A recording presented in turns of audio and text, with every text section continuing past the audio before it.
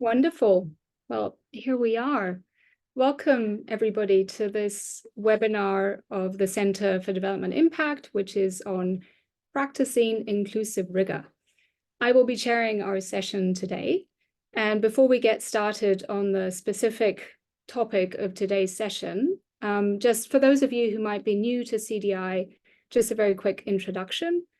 CDI is a collaboration between IDS, ITAD, which is an evaluation consultancy based just down the road from IDS here in Brighton, and the University of East Anglia. And we've actually just been celebrating our 10 years. So for over 10 years, CDI has been engaging as a community of practice in exploring innovation in impact evaluation. Particularly, we've been interested in how evaluation can help us to respond to complexity, how it can help us to ask not just the what works questions, but also questions around how and why and under what conditions, so the more causal questions about complex processes of change. And we've also been reflecting on issues of inclusion and power in evaluation practice. So over the last 10 years, we've produced about 25 practice papers. We've convened many such webinars and seminars, and we also convened some professional development courses. So in today's webinar, we'll be continuing a conversation which has been long-standing for us at CDI, and one that I'm particularly passionate about myself, which is how do we think about evaluation at the intersections of being complexity aware and being inclusive. And we'll be doing that today through a reflection on the inclusive rigor approach or lens. So this webinar is co-organized with the Inclusive Rigor CoLab, which is supported by Humanity United. And you'll be hearing from some of my colleagues from the CoLab who've been working in peace-building evaluation. We've been on a journey over the last few years. We've been grappling with how we might move away from dichotomous views of, on the one hand, how do you do genuine participation? And on the other hand, how do you do rigorous evaluation? So we've been building on the shoulders of giants. We've been building on work of many who've been debating this issue, including Robert Chambers, who coined the term inclusive rigor. And our framework, which we're very excited about, has recently been published in the journal Evaluation.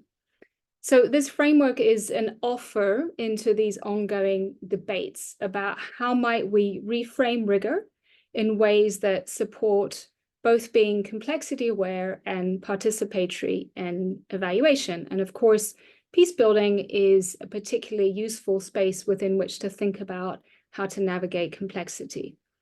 So to just introduce the framework, we'll play you a short video that will hopefully bring that to life for you.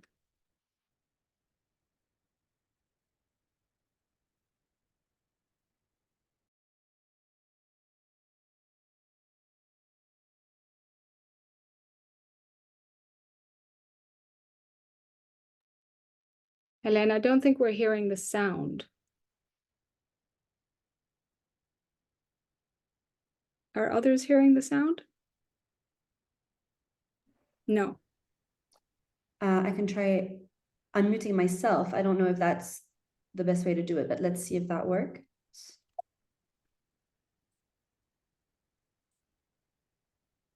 No.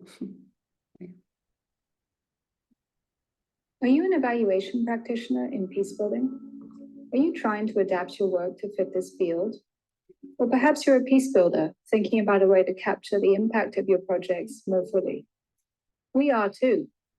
In our work, we have often been tested by complex changes in context, limited by existing methods and tenets, questioned on the rigor of our approaches, and challenged when trying to heighten the voices of participants and local communities. Our community of practitioners works in contexts as different as Colombia and Mali, Myanmar and South Sudan.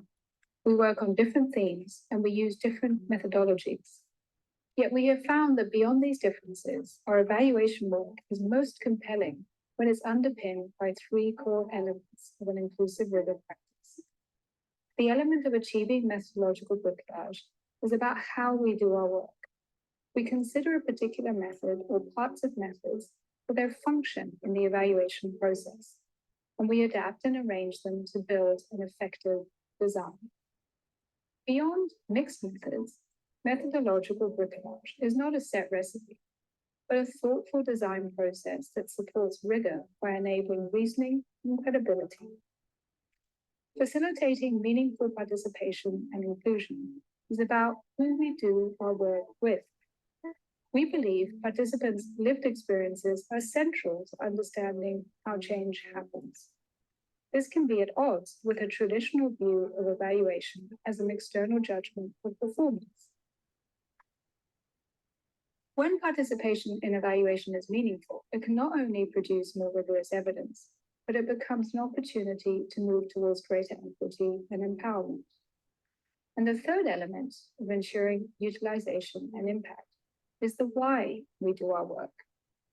Different evaluation stakeholders have different needs, and we acknowledge both accountability and learning demands on evaluation. Focusing on the ultimate impact of our work also requires embracing participant demands. Rigor is supported when we can navigate between these diverse needs. An enabling environment mediates the practice within the three elements. This is where the politics of the how, the who, and the why play out, both at the institutional and the team levels. In practice, using this approach to inclusive rigor is a balancing act. The more the three elements intersect with each other within a supporting environment, the more we can find our sweet spot, where inclusiveness and rigor can reinforce each other. So where do we go from here? We want to use this framework to serve current and future peacebuilding evaluation and learning. We're evolving and refining it as we continue to practice. We certainly do not want to create yet new jargon that means very little.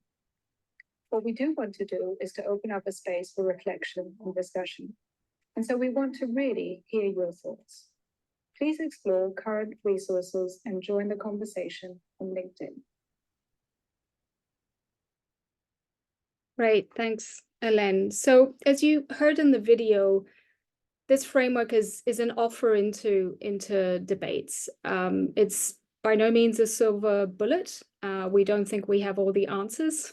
In fact, what we hope to have is better questions, right? That's one of the things the framework is helping us with. So we've been using it to reflect on how we design rigorous and inclusive M&E in the context of peace building, as well as how we ensure quality then in the work that we're doing. And we've had the privilege of presenting the framework a few times already in various forums over the last couple of years. So what we want to do today is take a step into the discussion around the so what of having a framework. So we want to focus on sharing some of the learning from applying this lens to our work. So in particular, we'll be zooming in to how it has helped us identify what we're calling bright spots, or what was just termed the sweet spot in the video, moving away from this idea that you have to trade off participation for rigor, to thinking about how we practice in ways that see meaningful participation support valid causal inference. So how do they become mutually reinforcing? So to introduce our speakers today, you'll hear from two of our collab members who are going to make this real, and they're going to share their reflections on these bright spots from their experiences. So first, we're going to hear from Alamusa Dioma, who is joining us from Bamako, Mali, and he'll be sharing his experiences with evaluation of a systemic action research peacebuilding intervention in Mali. And Hélène Bradburn, who is our collab coordinator, so central to all of this conversation, and was also part of the work in Mali, is going to be translating for Dioma, because she's also bilingual, or in fact probably trilingual. And then we're going to hear from Ángela María Baez Silva Arias, who is also a member of the collab, and she will share some experiences from thinking about evaluation of another systemic action research intervention, but in the context of Colombia, so quite a different context. So after we hear about these examples of these bright spots, we have the great honor to then hear some reflections from Tanja Paffenholz, who I'm sure many of you will be familiar with. She's going to be our discussant today. Now, Tanja is the director and founder of Inclusive Peace. She has published widely on participation and inclusion in peace building. And she's been actively engaged in more than 20 peace processes, working for international organizations, think tanks, and universities. And she's also been an advisor for international organizations, governments, and NGOs. So welcome, Tanja, and thank you very much for being with us today. So I've asked each of our speakers to take no more than 15 minutes. So for Dioma and for Angela, that's a bit of a challenge to help share a little bit of your actual case and experience, but also reflecting on your bright spots. And then after that, we'll open up for discussion.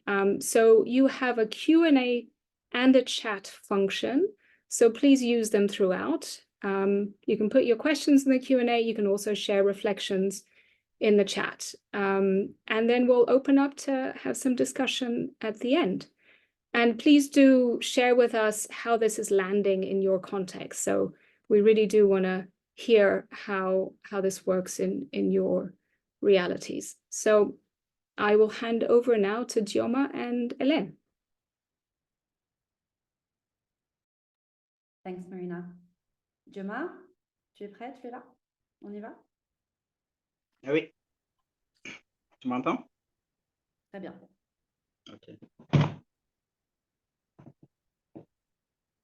Merci pour cette occasion de partager des éléments d'expérience sur l'évaluation participative dans le cadre d'un projet de consolidation de la paix au Mali.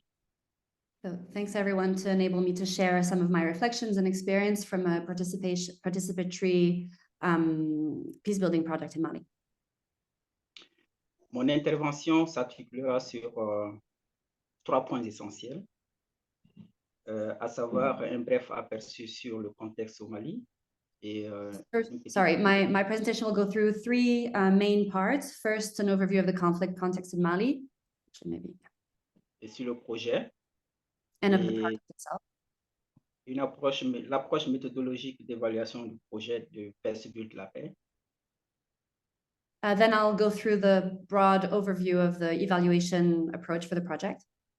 Et un exemple pratique de riche de participation dans le cadre de l'évaluation des changements de ce projet. And then I'll go through a specific example showing how participation helped some of the causal explanation of changes in the evaluation project. Donc, depuis 2012, le Mali est confronté à un conflit politique.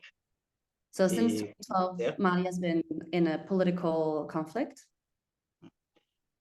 Et avec la présence d'une rébellion au nord et présence aussi de groupes terroristes qui ont progressé vers le centre du Mali. So since 2012, this conflict has started in the north with some independentist groups, but also extremist groups. This started in the north, but has now progressed to the center of the country. Donc tout cela a un peu amplifié et alimenté les conflits qui existaient déjà dans les communautés. So all this has amplified and made all the conflicts that already existed in the country much worse. Le conflit armé a occasionné une intervention communautaire dont armed conflict has also caused a lot of community response and fight back. Et un accord de paix aussi a été signé en 2015 à Alger entre les groupes mouvements du Nord et l'État malien. And a peace accord was signed in 2015 between independentist group and the state. Mais le constat est que, en fait, jusqu'à présent, le conflit persiste toujours, voire généralisé. But unfortunately, the conflict has continued and has even broadened since then. Le processus de paix a été considéré comme peu inclusif. The peace process itself has been considered as not very inclusive. Et donc, voilà, qui a pris une tournure communautaire affectant la cohésion et le vivre ensemble. And community level cohesion and cohabitation has been increasingly difficult. Donc, dans ce contexte-là, le projet Astroisie a considéré que on pouvait développer et expérimenter une approche, voilà, qui va contribuer à soutenir le processus de paix par une appropriation locale. So in this context, the Vestibule de la Paix project has aimed to support the peace effort, but on a community level. Donc, c'est un projet qui est mis en œuvre par 4 partenaires, AIDS, IMIRAP, Interpeace et HU. It's a project that's been implemented by 4 different actors working together. Donc, il y a 2 zones principales qui sont concernées. Donc, il y a plusieurs zones, mais les zones dont on va parler aujourd'hui, c'est une zone qu'on appelle Kangaba, qui est située au sud, et considérée comme relativement calme et sans conflit violent et armé. Dioma, une clarification. On parle de Kangaba ou de Djene? C'est pas un exemple à Djene? Donc, ça, c'est les 2 zones.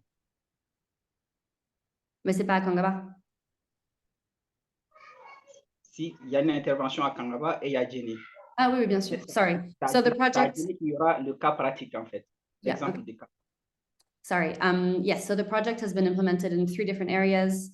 One is in the south in Kangaba, and then 2 zones in the center of the country, Djene and Mopti. Voilà, et la deuxième zone, c'est Djene et Mopti, qui est au centre, où les conflits sont plus violents entre les communautés et entre les groupes armés terroristes et l'État malien, les forces d'État malien.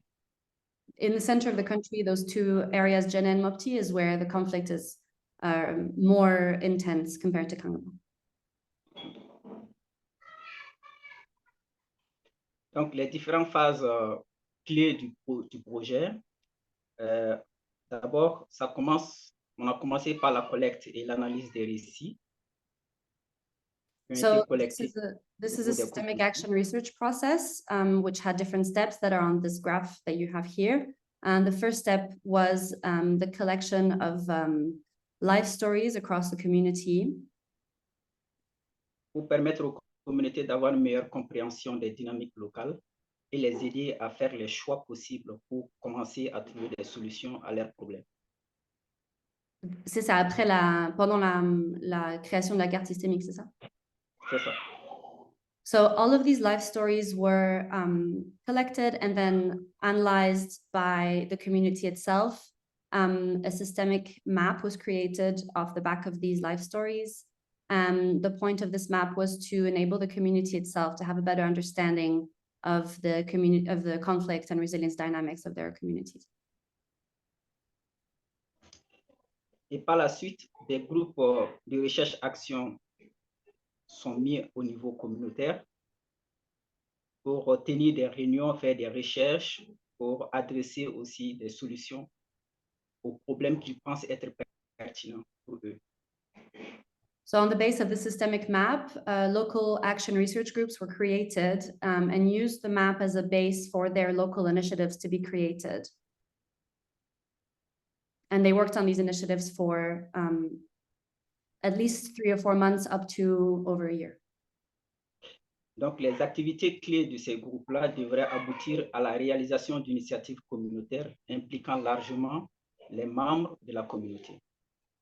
So the point of these local initiatives were that they were locally led and also very inclusive and included a lot of people from different profiles from that community. Dans le système de suivi-évaluation qui a été adopté, a été mis en place conjointement par le consortium. J'ai juste mis les images ici pour que les gens aient une idée de à quoi ça ressemble, la carte systémique. This is just an illustration of the systemic map and of the different action research groups. But we can move on to the evaluation approach now. Donc, le processus du système évaluation, du suivi-évaluation soutenait l'objectif du projet. mais qui avait deux objectifs spécifiques. C'était faciliter l'apprentissage pratique au fur et à mesure, voilà, du processus SAR, et afin d'alimenter la gestion globale même adaptative du projet.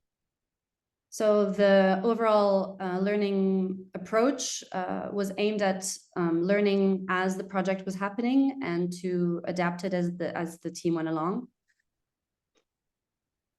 Et deuxièmement, de produire aussi des évidences qui sont crédibles et pour répondre aux questions que les partenaires ont convenues ensemble, les questions d'évaluation et questions d'apprentissage. But there are also a few key learning questions that were established by the consortium that the learning approach was supposed to answer. Donc, pour cela, il y a une théorie de changement et des questions d'évaluation et d'apprentissage qui ont été élaborées. La théorie initiale a été élaborée, mais en graphique et aussi de façon descriptive pour le SAR dans chacune des zones. So this overall theory of change was built both graphically, but also described narratively by all of the actors of the consortium together. Donc, son utilisation a été récurrente, de façon récurrente et aussi adaptative. Et les questions, il y avait deux niveaux de questions. Il y avait une question centrale qui permettait de comprendre globalement le fonctionnement du SAR et deux autres questions spécifiques et dont une était plus concentrée sur le fonctionnement des groupes de recherche-action, sur les résultats et comment cela fonctionne pour quels acteurs et dans quelles conditions. So there was an overall question that the theory of change was supposed to answer, namely, overall, how does systemic action research lead towards peace building outcomes? But specifically here, there were two main questions that the team decided to focus on, that are the two questions in the red dots there. So what outcomes emerge through action research, for whom and under what conditions, but also what broader processes of change result in local conflict resolution. Dans la deuxième question spécifique aussi était de savoir, de connaître un peu les changements plus larges au-delà des groupes de recherche-action, mais qui ont été influencés par le SAR dans sa globalité. So the first question has to do with changes within the action research groups, and the second question is a wider one that pertains to changes in the community. Donc, c'est tout ce processus d'évaluation qui a été mis en œuvre de façon participative sur la base de cette théorie de changement et des questions d'évaluation et d'apprentissage. So the overall learning approach was based off of this theory of change and these causal hotspots and these main questions. Nous avons élaboré en fait des outils adaptés aux besoins spécifiques de chaque information à collecter. So to answer those two very good different questions, we built tools and approaches that would serve those specific questions. Pour la question à savoir comment le groupe de recherche-action ont fonctionné à leur niveau et produit des résultats. Et là, on a fait des études de cas plus approfondies, voilà, pour sur chaque graphe, et en faisant en fait une étude de base et une étude de fin, et en collectant progressivement aussi des données en lien avec des indicateurs qualitatifs et quantitatifs. So for the first questions pertaining to action research groups themselves, we used baseline endline for individual level changes.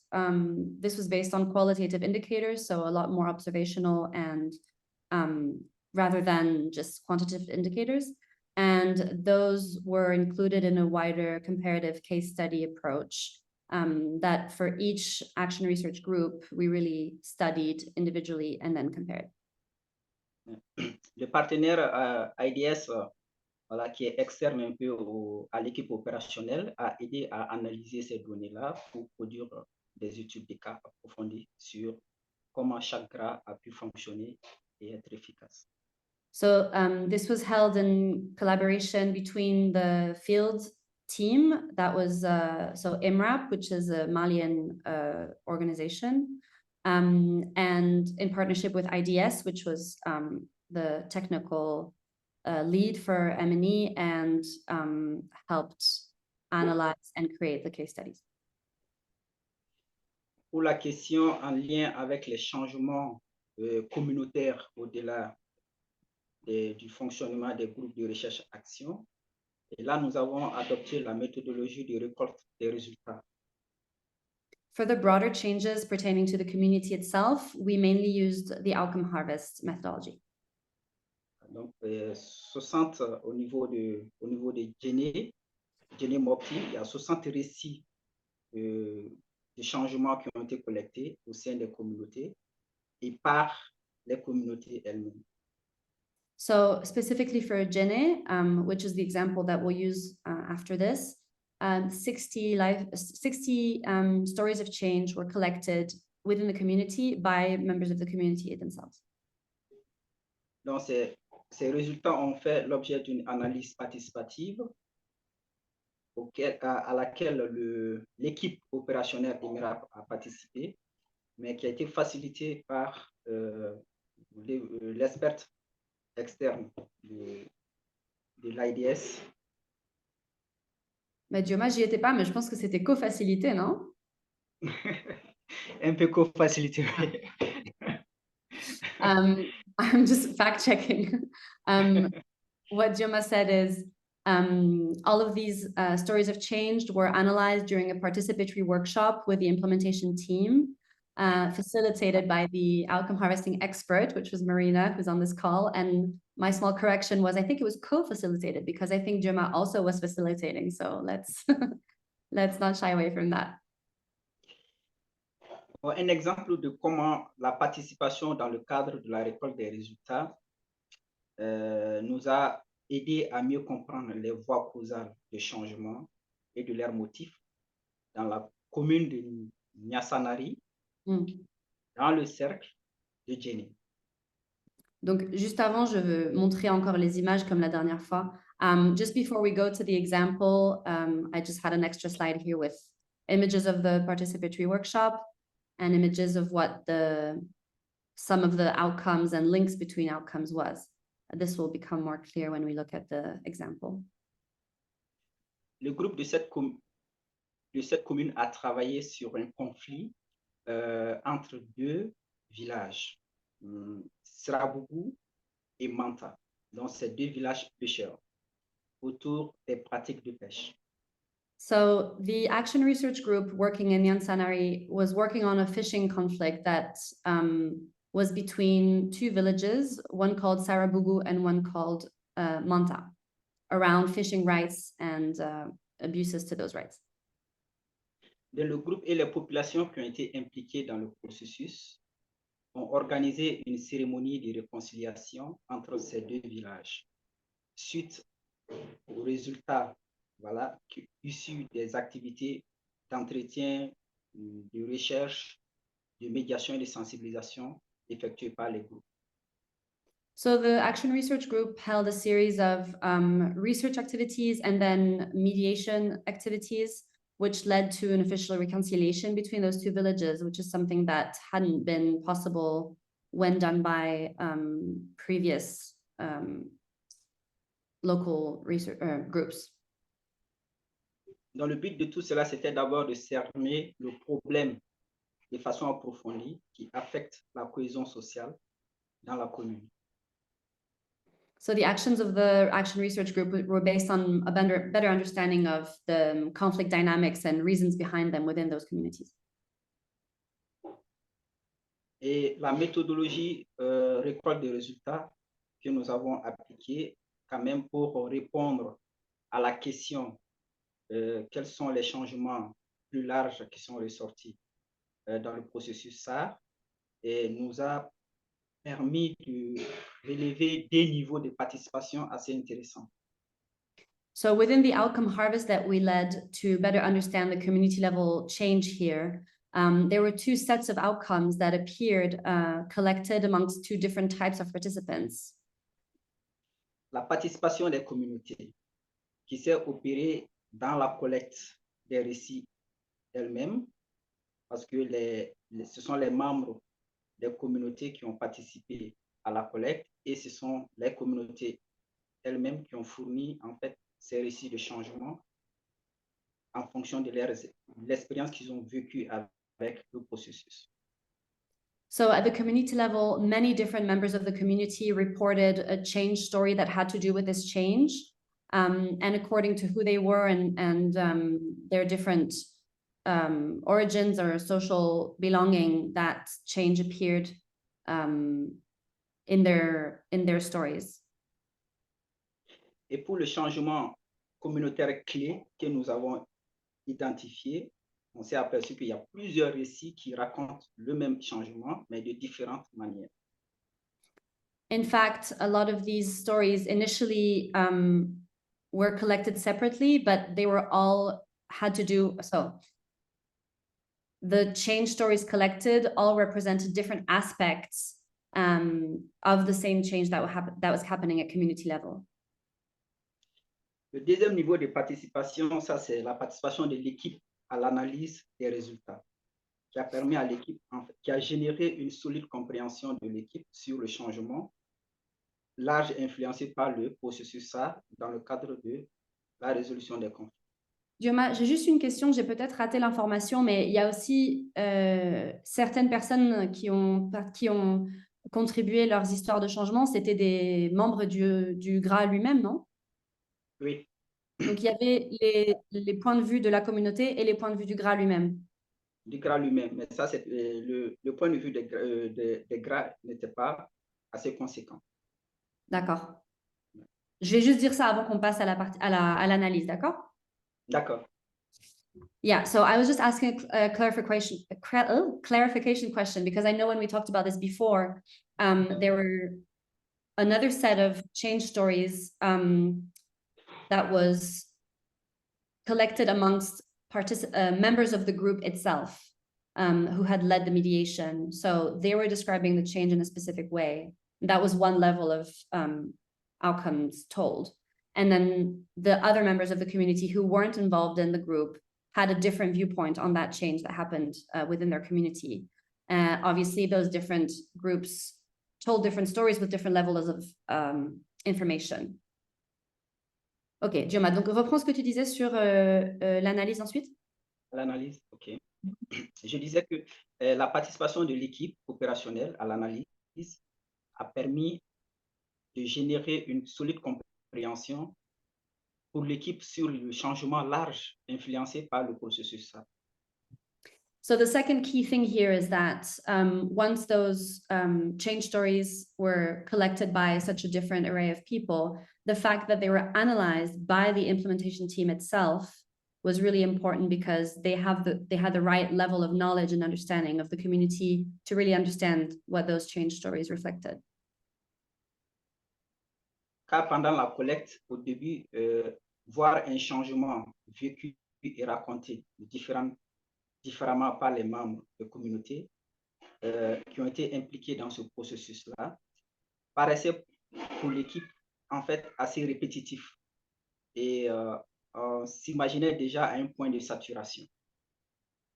So when the team was collecting the stories of change, it seemed like a lot of the stories collected were repetitive, and the team was questioning whether or not they had already reached a point of saturation. Nous avons quand même encouragé la continuité de la collecte tant que les gens voudront livrer leur version de changement, même si l'équipe ne voyait pas clairement au début comment cela pourrait l'aider dans son apprentissage sur le processus. But the team decided to keep on collecting change stories, even if it sounded like the same story, because it was told differently from one person to the next.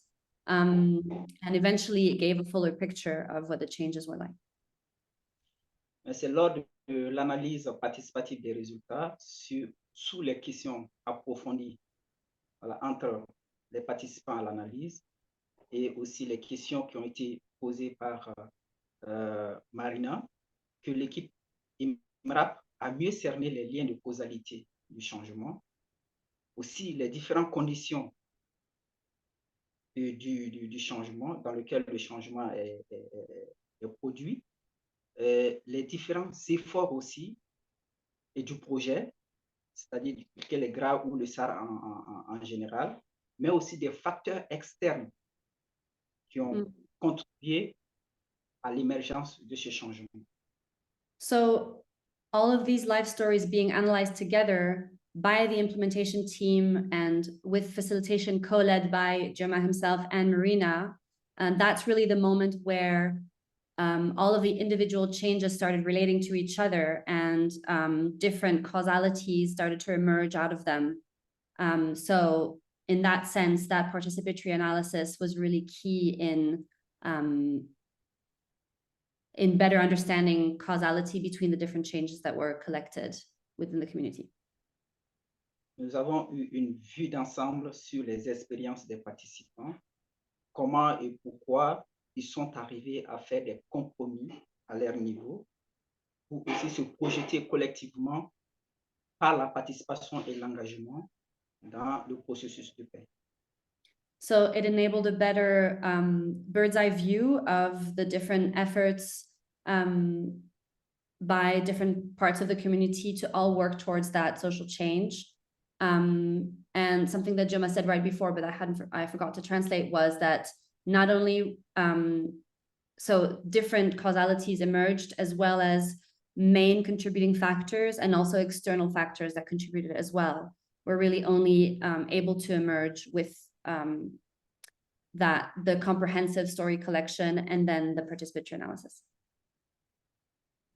C'était intéressant aussi de voir que différentes expériences vécues pour le même changement raconté par les participants conduisaient en fait à établir le même chemin, voilà, pratiquement le même chemin de causalité du changement. And it was really interesting to see that different stories that had been told in such different ways actually all belong to the same causal pathways, but this could only emerge once analyzed together. Merci Hélène, je m'arrête là pour l'instant. Thank you. That's it for me right so far. Why don't we just hand over directly to Angela? Je vais pas dépasser le temps. Merci, Gemma.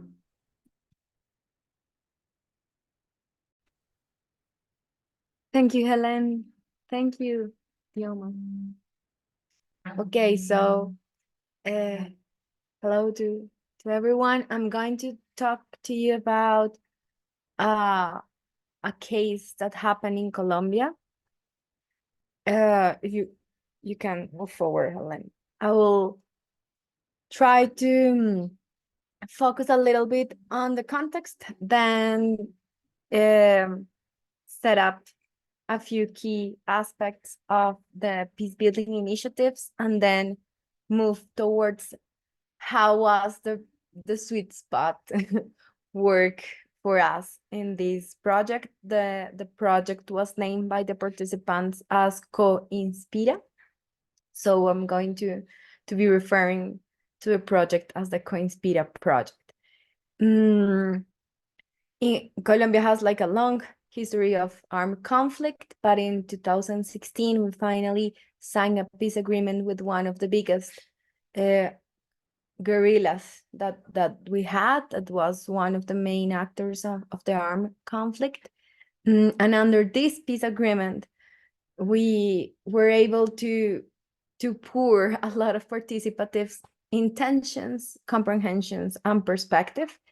During the negotiation until the end of the agreement, more than 67 participative initiatives took place, were created, implemented, or designed to be implemented after the peace agreement signment or approval.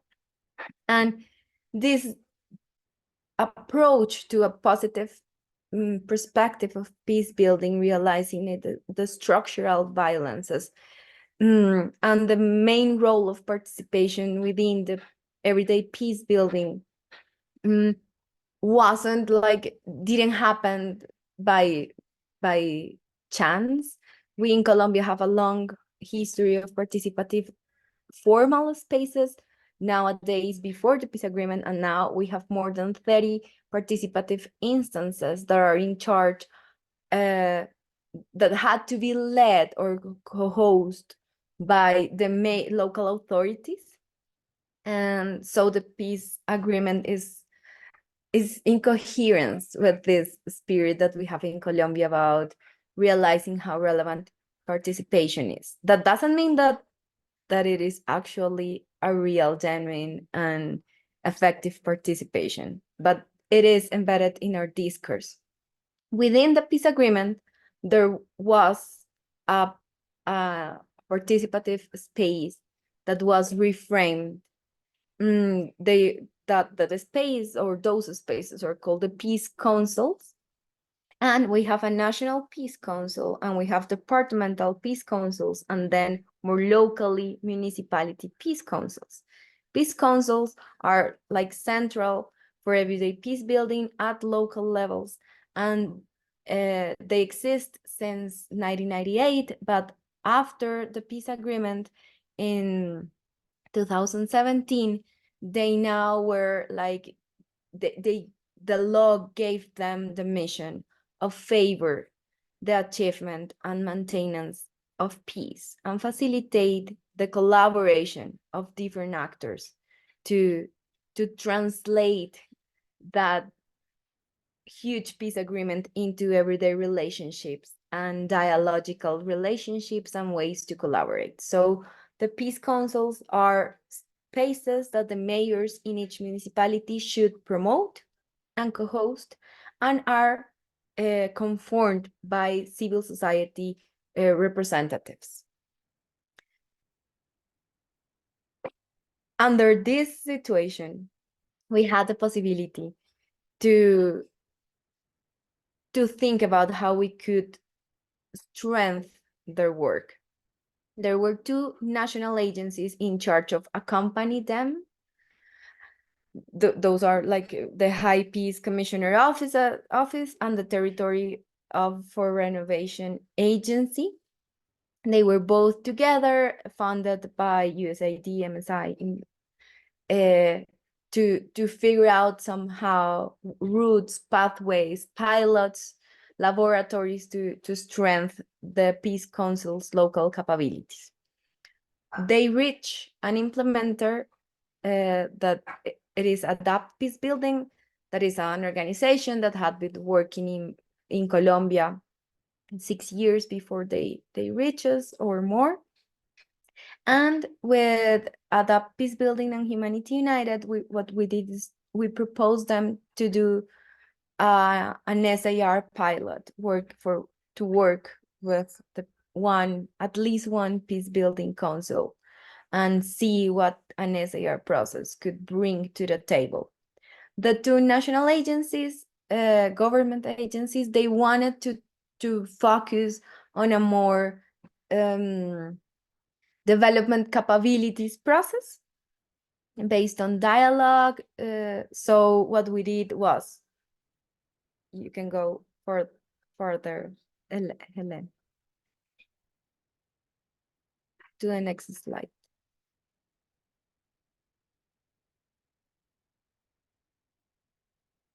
No, sorry. Thank you. So what we did was we developed a process for 3 local peace councils and dialogue and institutional strengthening.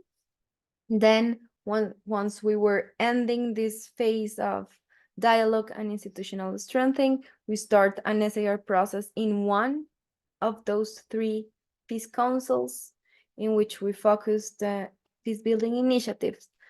And since the beginning, we started with a baseline.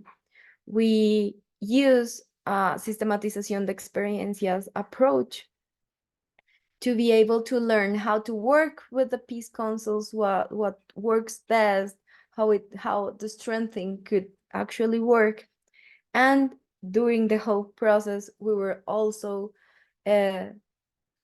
developing spaces, reflective spaces, and designing an outcome harvesting adapted version. Because this was a small pilot, we had to keep the melt very light, but we didn't want to, although we went and used bricolage in a way in which we could keep participative a participative approach wide enough, profound enough, and genuine enough.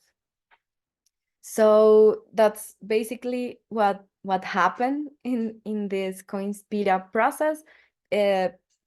People from the 3 different peace councils and social leaders around the peace councils were able to come to join the process, and they created maps, causal loops map. They decided the question that they wanted to guide their peace building initiative process, and they came up with theories of change for their small action research circles, very similar as just Dioma told us that work, but in a smaller scale. What happened, and if you want Elaine to go forward, what happened is that as you could see, we started with a proposal that had some that had 8 causal pathways before even the project started, that were informed by the peace building literature, focused mainly on power dynamics, agency, and relations, weaving relationships, and how those dimensions could promote or facilitate or lead to institutionalization. So with those causal pathways informed as a starting point, we had the challenge during the MEL process to begin to widen those perspectives and not only include voices from different perspectives as people who were sharing narratives and life experiences and informing the process, but we had the challenge to include people to help us understand how changes were happening and could happen, not only to prove or disapprove the theories, but to really let the changes emerge. So starting from this learning focus, what we did is to move forward and to keep an iterative participative MEL design during the whole time. Doing this, what happened, and this is just an example of these changes in the causal pathways, is that we move, for example, we were thinking, if we rebalance power, actions that bring participants together under more equal and mutually agreeable conditions, then, and the logic conditions that allow participants to form common understandings and collective will happen. So we will move from inclusion to integration. And the causal pathway said also that if we get to integration, the SAR process and the action research circles will take councils from integration to systemic integration, moving towards actions that invite communication and engagement with the wider socio-political network, unlocking resources and potential to scale impact. We weren't expecting this to happen linearly, but we were expecting this to happen informed by literature. As the process went by, what we were able to figure out is that although peace councils were within an SAR process, were moving from inclusion to integration, the last part, the one that is like in gray in the systemic integration, wasn't actually happening. And the causal pathways had a lot of focus on how to move from community-based actions towards institutionalization. So you can move to the next one, Helen.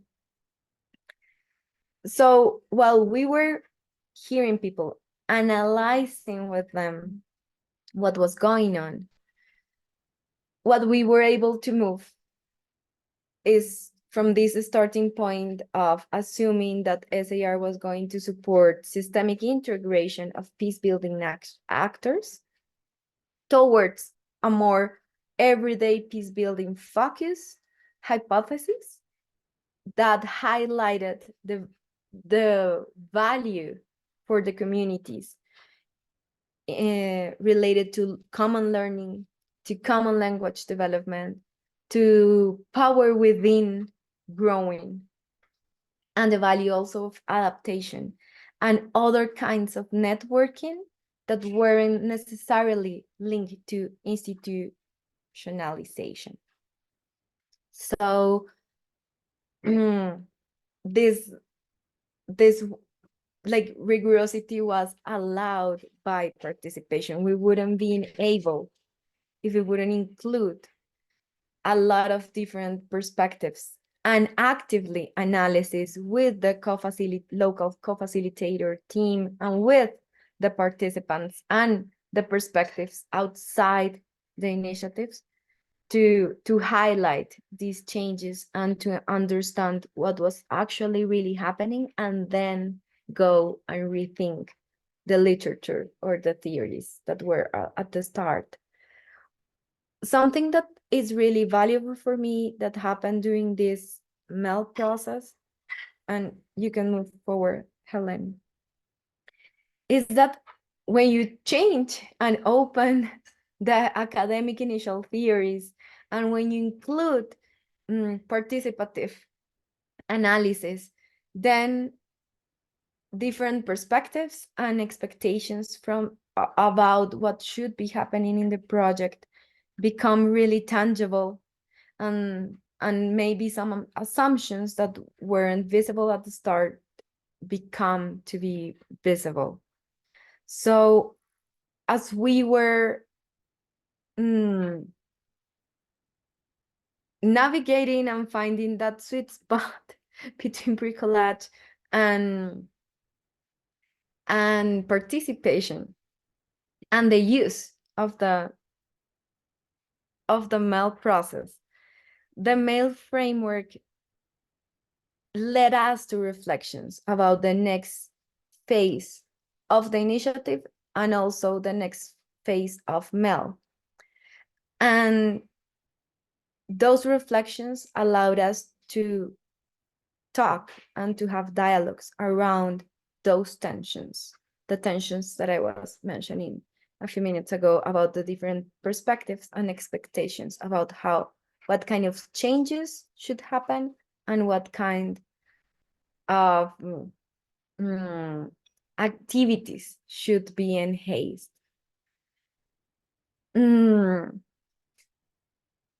So MELD became not only a facilitator of learning, but also a bridge of communication. And we hope that it will not only improve the evaluation, but also and give us better causal explanations, more rigorous causal explanations, but that it also will be helpful to navigate the complexity of the tensions that are very common in the peace building initiatives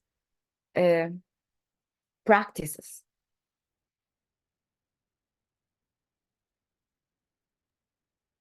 Wonderful. Thanks so much, Angela, Dioma, and Hélène.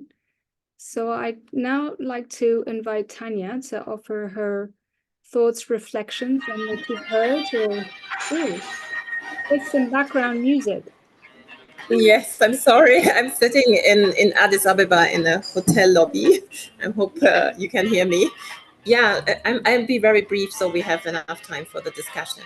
So my first comment is, first of all, thank you very much. Very enriching stories and super interesting. My first comment is really that I really contest the notion of the problem between the challenge between rigorous and participation. I've always done that because it makes no sense. So I don't see, it's a very binary understanding of evaluation, that if you think that's because from the examples we have also heard that actually participation was a precondition to be rigor. So that's my first comment. And so why is it like that? So in my experience also, it's like the utilization focus of an evaluation, in my view, cannot be achieved without participation. Because how do you even know how to utilize the result when you're even not talking and including the people into the evaluation design? That's one thing. The other thing in my experience is that every evaluation is an intervention. And if we see it like that, then it should be an intervention for change. And that is, of course, built in a learning focus, which you all have demonstrated. But I think there is another dimension which I would like to add, and that's the dimension of inclusive outcomes. So basically, how do we contribute in a peace building intervention? And then also in a peace building evaluation, because that's ultimately where we want to get to. And if we're creating pathways to inclusive societies, we can't do this without the people. It's quite simple. The last point here is the localization agenda. I mean, all donors who fund these projects sign up to the localization agenda, and we should take that serious. So if we sign up to a localization agenda, we cannot have an externally driven evaluation only. It has to be participatory. I would even go further and say local people need to be on the evaluation team. And how, so I've made very good experience with that, where many people challenge this often as biased. I have made super good experience with that and getting really better questions, better results. My next point is methodologically, when you look at what you have both presented, to me that makes total sense to basically collect stories, look at this and get better causal relations. I have just basically two questions that I want to throw into the discussion to everybody. Sometimes, and that's more probably a challenge in my view to outcome harvesting as a methodology rather than to rigor and participation. And I sometimes make the experience with outcome harvesting that it is often a bit biased towards the interesting change stories and not getting too much of the challenging change stories or those that did not happen. Because if you come in and say, so what has changed, you're already biased. Yeah. And that is for me a little bit a contradiction to basically the participation angle, because you also want other voices to be included. So for me, the question to you from an evaluation point of view is, how can you be rigor inclusive and utilization goal focused and really sort of also ask the right questions with a purely outcome harvesting approach? In my view, that doesn't work in my experience. In my experience, to combine the outcome harvesting with what I call the outcome plausibility approach, which I have published in the same journal like you did, where you use also research results to compare what works, what cannot work, and that enriches your questions, is a good thing. Last point is, which is related, I have seen a lot of biases towards participation selection and participatory evaluations. So how can you ensure that you're really aware of the power dynamics within the communities or within the stakeholders you're working with? Because sometimes I've seen evaluations that have only talked to one set of people. It looked fairly participatory, very participatory. But if you dive deeper into the power relations, you would always have the same type of people there. So how can we avoid this evaluation bias? What are the methods to counteract this? Yes, I leave it like here. Thank you very much for inviting me also. It's so interesting. Thanks very much, Tanya, and I love the background music. Thank you very much for those reflections. And maybe also in giving the opportunity to Guillaume, Hélène, and Angela to respond to particularly the question that Tanya asked about outcome harvesting, and picking up on a question that's come through the Q&A, which is asking for a little bit more explanation on the bricolage. And in your two cases, what were the combinations of methods that you used, in particular with the outcome harvesting? So maybe, Hélène, Guillaume, you might want to reflect a bit first on that in terms of the contribution analysis approach overall and outcome harvesting within it, and how does that maybe deal with some of the bias, as Tanya put it, towards seeing only the good stories of change. And Elaine, you may want to stop sharing your screen, so that will help you to be able to engage as well. Thank you. Yes, what I'm doing is also writing the translations of the questions in French to Dioma so that we can be on the same page. So maybe we need a bit more time of translation internally before we can. Maybe I could start so you can have. Yes. Go for it, Angela.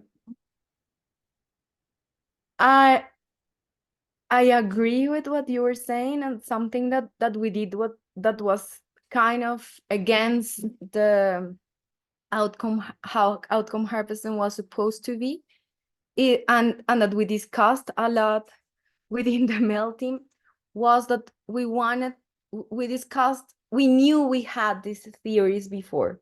So to go and explore, like, whatever it emerged seemed a little bit like fake against the participants.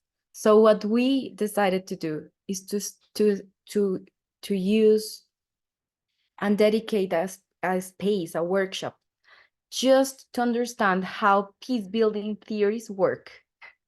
So we started to show the peace building theory literature. It wasn't part of the initiative, but we started with it, of why peace councils were created under a law and a decree, and because they were peace counselors and they knew that there was a law, but sometimes they had no idea what for or why,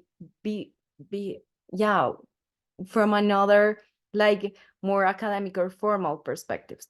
So we try to, like, uncover, did you know that underneath this peace building councils, there is a lot of theory about peace building, that it is supposed to be doing this and allowing these and moving us from these ways of participation to these ways of participation, etc. So once we had with the whole participants this discussion, that allowed us to bring also, and they discuss about it, criticize it, see that it was working and how it wasn't working, and etc.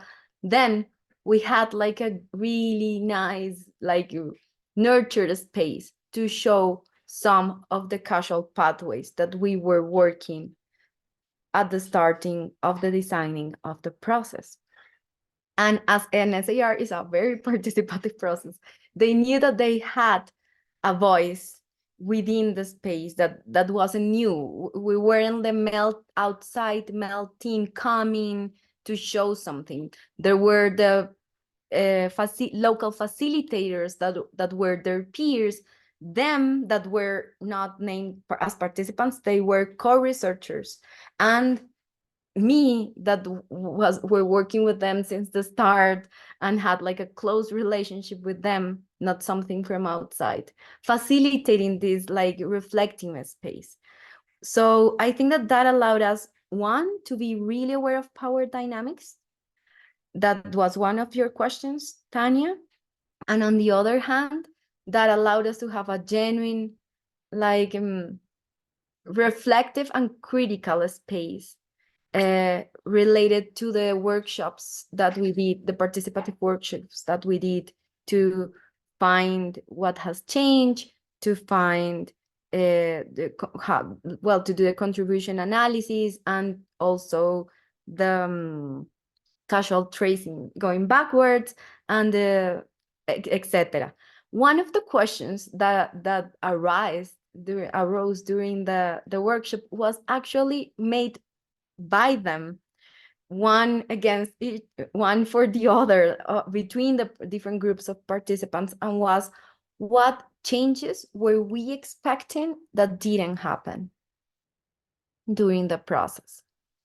And I think that I had never mentioned that before, but that was actually very powerful, because they spent some time trying to remember what the first time they were in the process, that when they said, yes, I want to come here, and were invited, and they shared their expectations, and it was really clear what kind of expectations weren't fulfilled and which ones done. So that also to answer to what you were saying about those limitations of focusing on what changed. So everything is positive at the end. Rigorous, real, well-supported, participative, but necessarily like focus on what actually we devalue and not what didn't happen.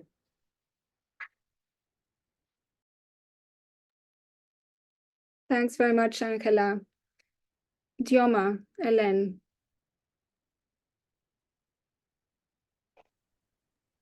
I've translated the question. Dioma, est-ce que tu as pu regarder les questions que j'ai traduites pour toi?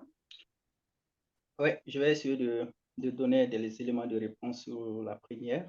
Bah alors là, justement, Andrea a répondu à la deuxième, donc celle sur la récolte de résultats. Donc peut-être est-ce que tu as des éléments à apporter sur ça avant?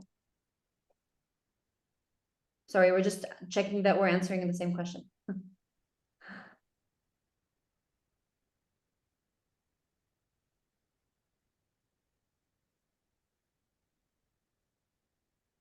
So one thing that might be interesting to reflect on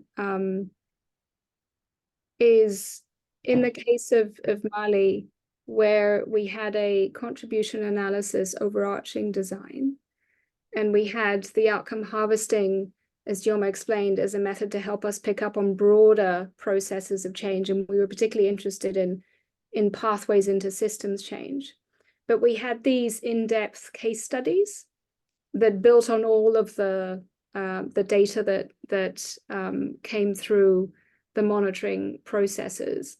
And that was the space in which we could have a more critical reflection. And we explicitly looked at some of the groups that didn't work in order to ask that question of why is it that in some contexts these processes work and in others maybe they don't. So I don't know if Hélène, you want to say anything more about that.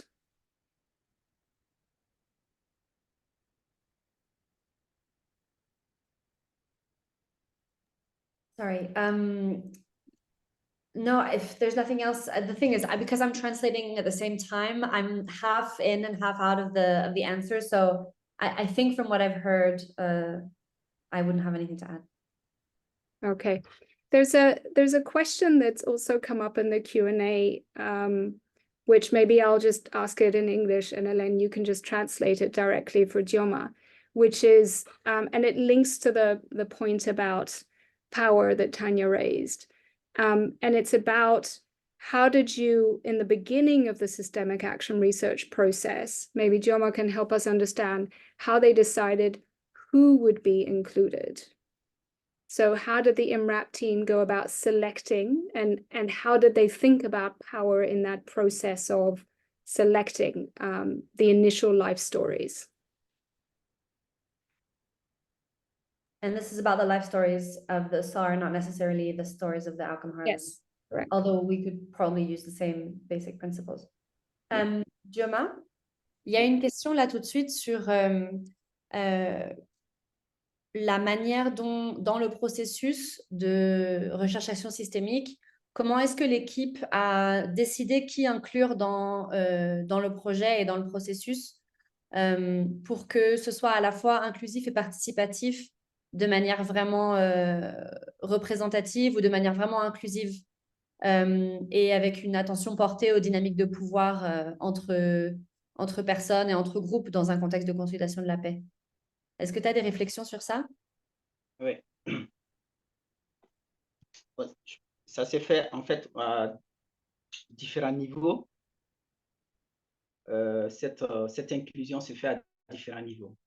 Et il y a un premier niveau qui est d'abord de savoir répertorier les communes. Donc, les communes dans un cercle, il faut répertorier les communes. Et une fois que cette cartographie est faite, on essaie de voir à l'interne de chaque commune quels sont les acteurs et les différentes dynamiques de conflit et qui impliquent quel acteur, non seulement en tant qu'acteur de conflit, victime, et aussi ceux-là qui sont impliqués dans le processus de paix au niveau local. Donc, on fait cette première étude. So yes, the project in Mali started with a long phase of mapping and identification first at circle level, which is kind of the administrative level above, like between a region and a commune, foreign terms. But anyways, so at a larger scale, there was a big mapping exercise done of the different communes within that circle. And then at circle level, there was a lot of work done about identifying the key actors and the key dynamics. And when identifying the actors, identifying them in terms of different profiles they may have, and they may combine a few, but victims, perpetrators, but also actors who are involved in peace initiatives. Donc, après cela, il y a une autre étape qui est de la commune. Il faut descendre en fait au niveau village de chaque commune. Donc, pour un premier temps, on fait appel en fait aux représentants de chaque village, voilà, pour venir se regrouper au niveau commune et jeter une base de réflexion sur les dynamiques spécifiques de chaque village. Et les représentants, c'est des gens qui sont choisis par qui ou qui ont quel statut? Non, ils sont choisis par les communautés elles-mêmes, par le village, mais avec des critères sur lesquels on convient avec eux. C'est-à-dire qu'il faut qu'il y ait un représentant de jeunes, il faut qu'il y ait des représentants de femmes, il faut qu'il y ait la chefferie. Ok, pour chaque village, et après, vous les réunissez au niveau de la commune pour discuter, c'est ça? Au niveau de la commune pour discuter.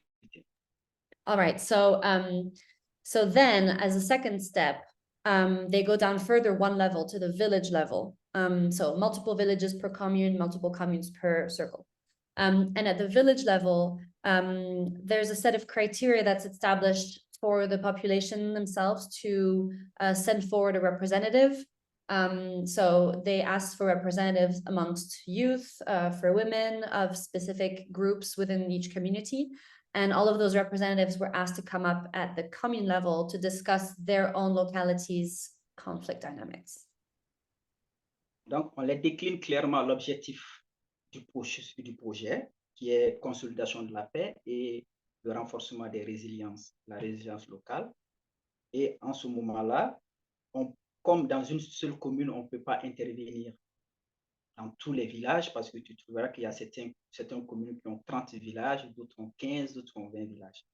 Donc, à travers les objectifs du projet qui est axé sur la paix et le renforcement de la résilience, selon eux, quels sont les villages qui pourront être intéressés, c'est-à-dire de façon urgente par rapport à leurs besoins de paix, voilà où le projet devrait intervenir.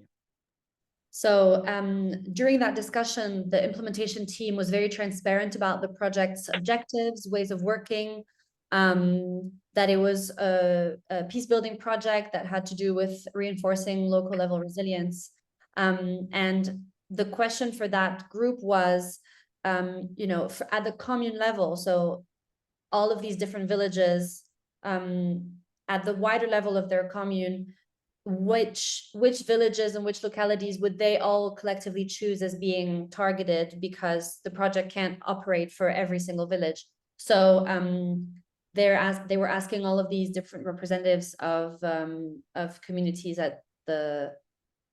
for each village to commonly decide on priority villages for the project to intervene. Mais même ça, on a remarqué que souvent, il y a des acteurs qui participaient pas très bien aux réflexions, surtout les femmes, mises ensemble avec les hommes et la chefferie traditionnelle, etc.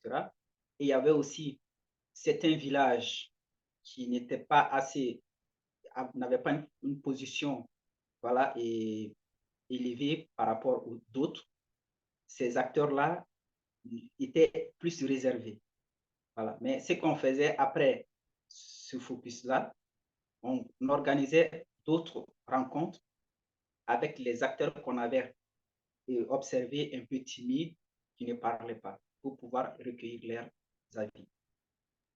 And what we noticed during this is that certain actors were just intervening much less, and we would hear much less from them. For example, women were not really speaking in the same room and in the same discussions with men, traditional leaders, and so on. So when that happened, the facilitation team was very keen on identifying those dynamics and then speaking to the women, for example, separately to make sure that their points of view were also heard. And if I could just add, and I'll translate this to Jim afterwards, but what I know from this process when I was participating as well is that it's a very long process because the team took a lot of care to establish trusting relationships with all of these actors.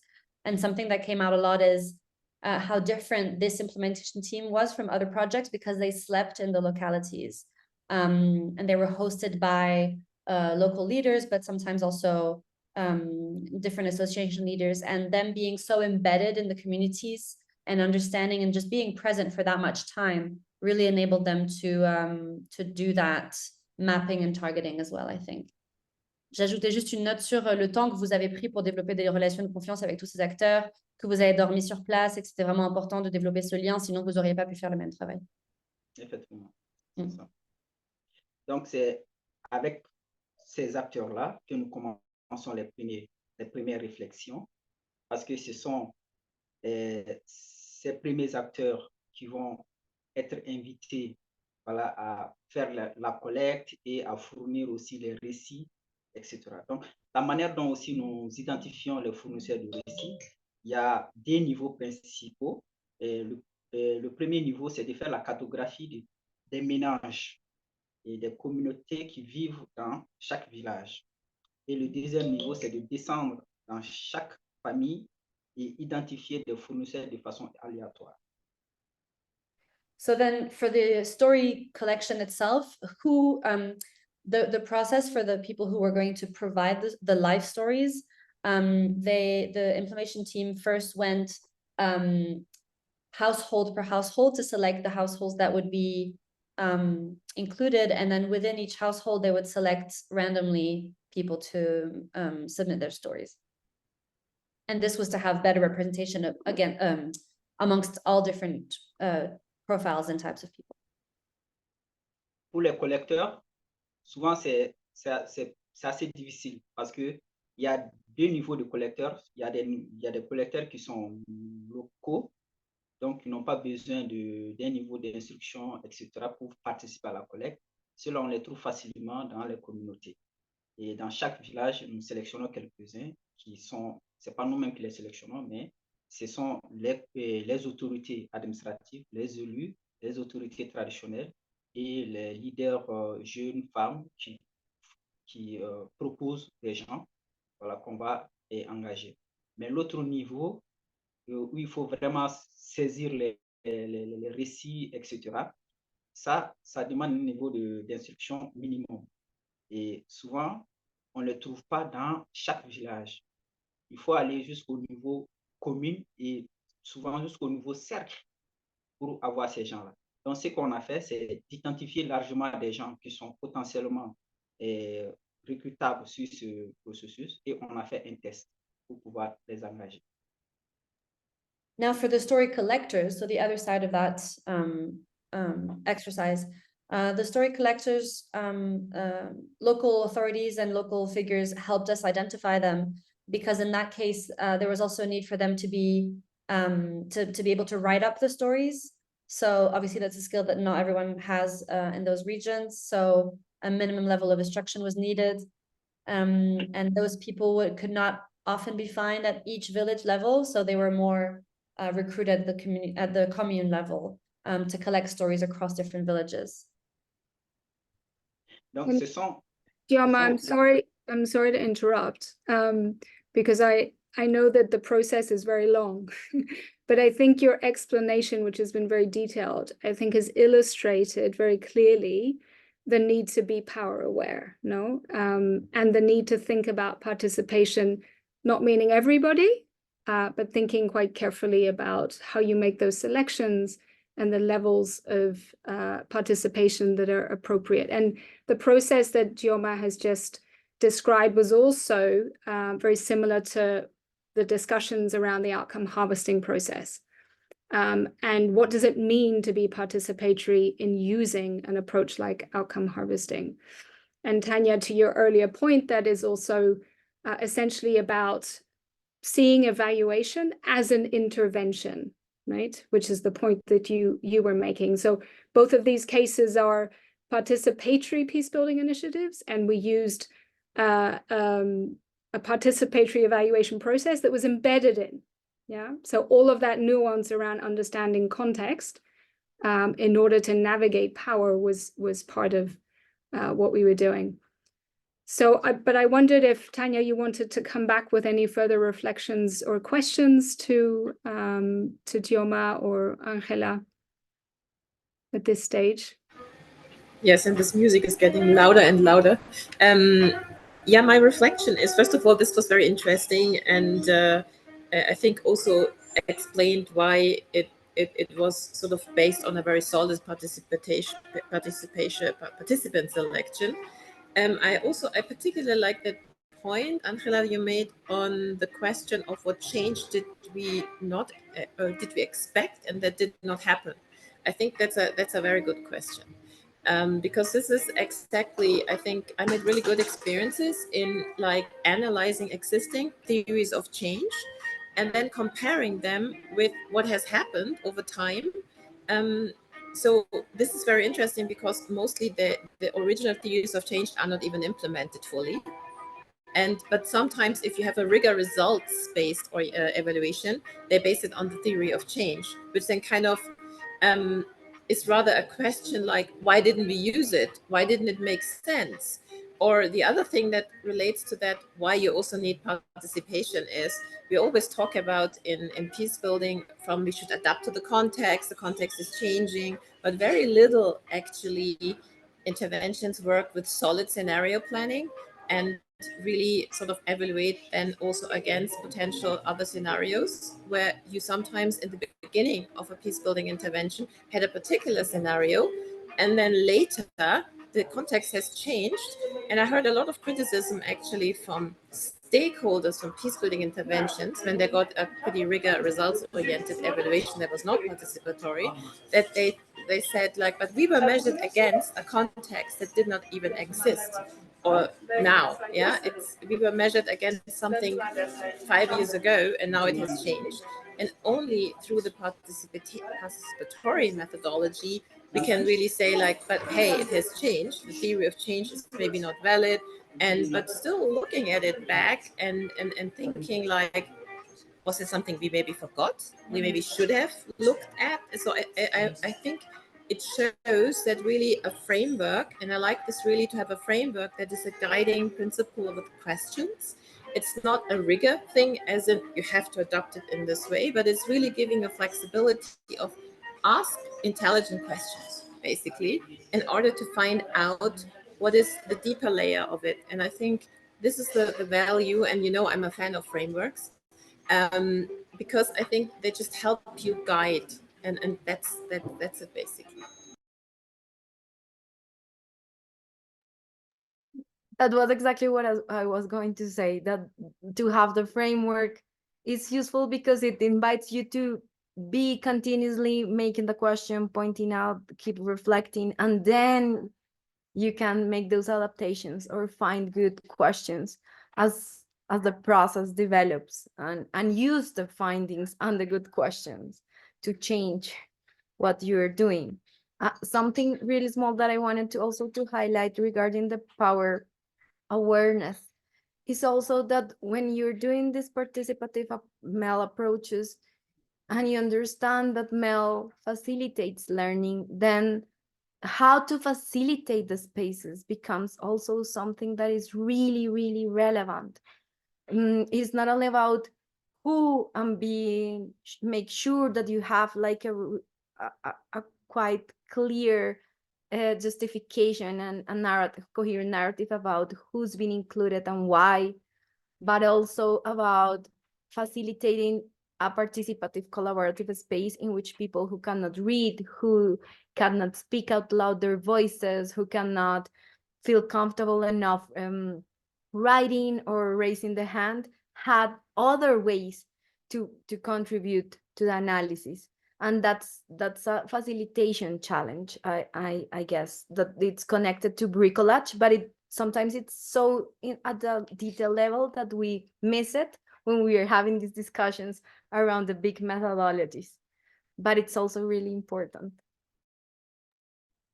And I think, Angela, that illustrates very well why in our deliberations as we were developing the framework, we included the enabling environment, right? So behind the bricolage, the inclusion, participation, and the use is this question of power and politics and how that plays out.